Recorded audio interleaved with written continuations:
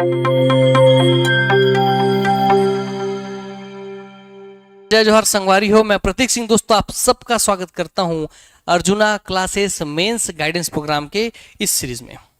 जैसे आप सबको पता है कि हमारे यहाँ चल रहा है भैया मेंस की पूरी टेस्ट सीरीज, और उस टेस्ट सीरीज में पहले आपको भैया बैठाया जाता है, टेस्ट लिया जाता है, फिर आपकी कॉपी चेक की जाती है, फिर उसके दो स्पेशल कैरेक्टर हैं। एक तो आपको मार्क्स दिए जाते हैं जो नंबर आप पा रहे हैं, दूसरा आपको रिमार्क्स दिए जाते हैं कि कहे आपके नंबर कटे हैं या क्या आपको सुधार करना चाहिए। इसका मतलब एक तीर से दो निशाना।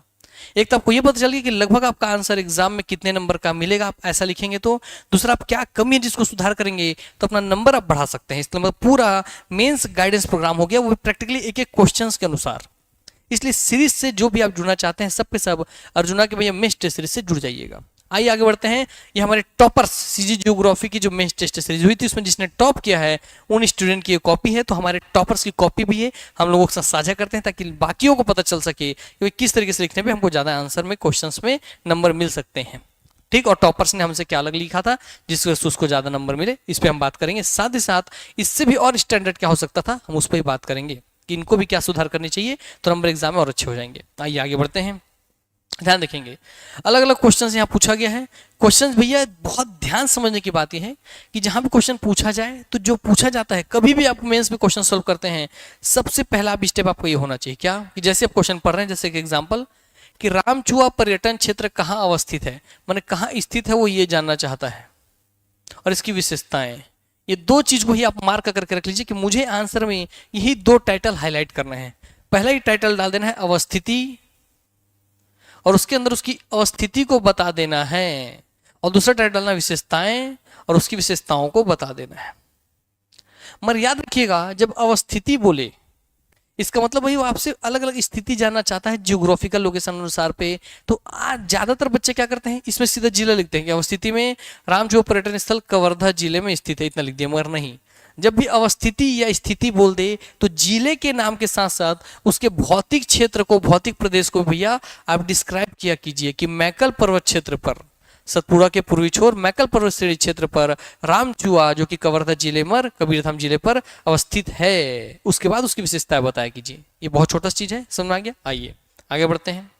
इस तरीके से आगे बढ़िए, देखते चलिए कहाँ नंबर कटते हैं, किस तरीके से कटते हैं, क्यों इनको नंबर मिला। इन्होंने भी दो टाइटल में डिस्क्राइब किया, साथ ही साथ एक छोटा सा चित्र बना करके उसको इंडिकेट किया है।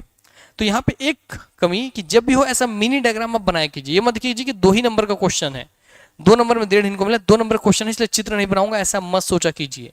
चित्र बनाया कीजिए, मगर चित्र ऐसा बनाइए जो छत्तीसगढ़ लगे। ये छत्तीसगढ़ ही नहीं लग रहा है, इसलिए थोड़ा सा चित्र ऐसा बनाइए जो छत्तीसगढ़ ऐसा लगे। तो ठीक, हाँ, वैसा बना करके आप इंडिकेट किया कीजिए, इससे आपका नंबर और बढ़ेगा। ठीक है, आइए आगे चलते हैं।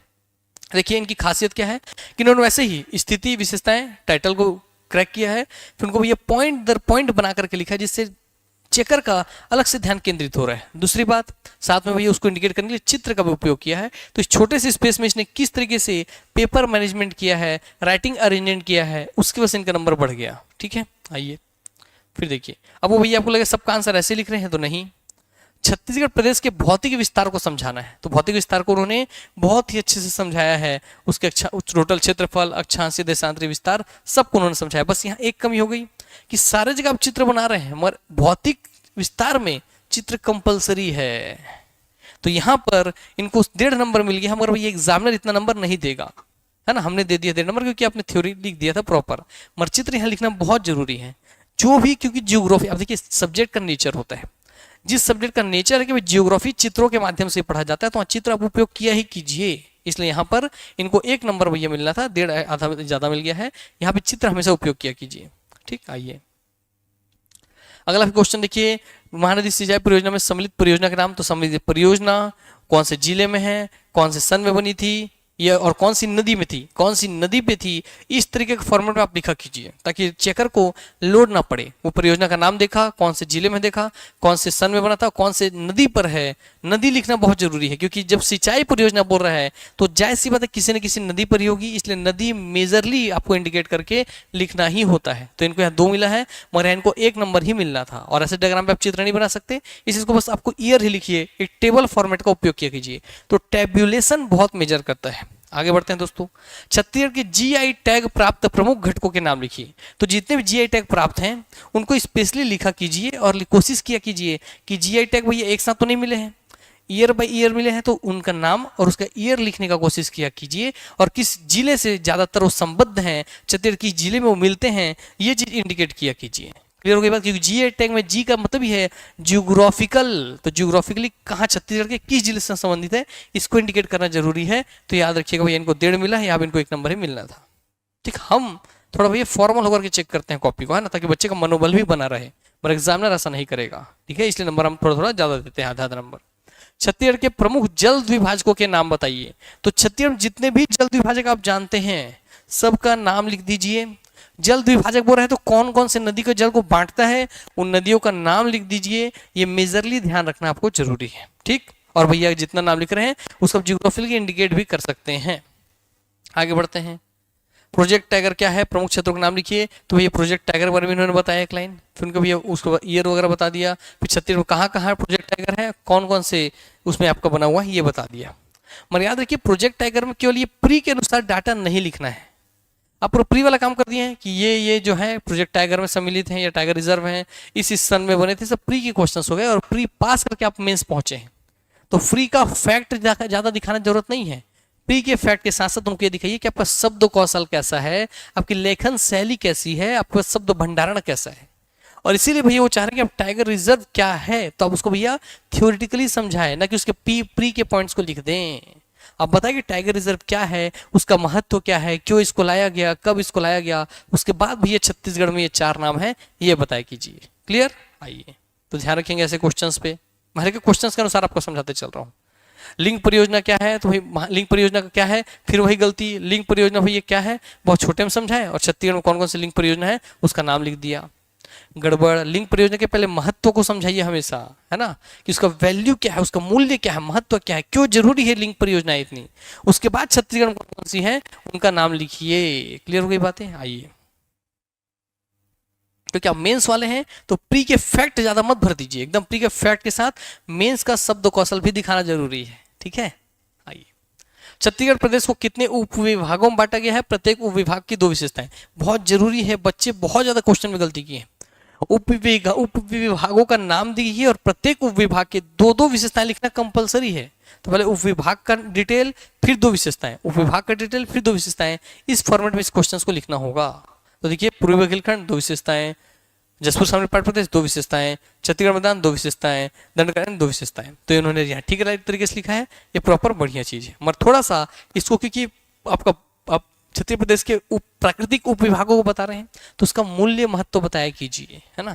ठीक है कि भैया आपका अगर जसपुर सामने पाठ प्रदेश है तो भैया हाँ किस किस तरीके की खेती होती है, किस लिए अलग है बाकी सबसे, पाठ प्रदेश कैसे अलग होता है मैदानी क्षेत्र से, इसको थोड़ा थोड़ा इंडिकेट किया कीजिए। ठीक, देवरानी जेठानी मंदिर के महत्व पर प्रकाश डालिए। अब यहाँ बहुत बड़ा गलती लोगों ने किया और उसको ही मैं आपको टोकना चाहूंगा।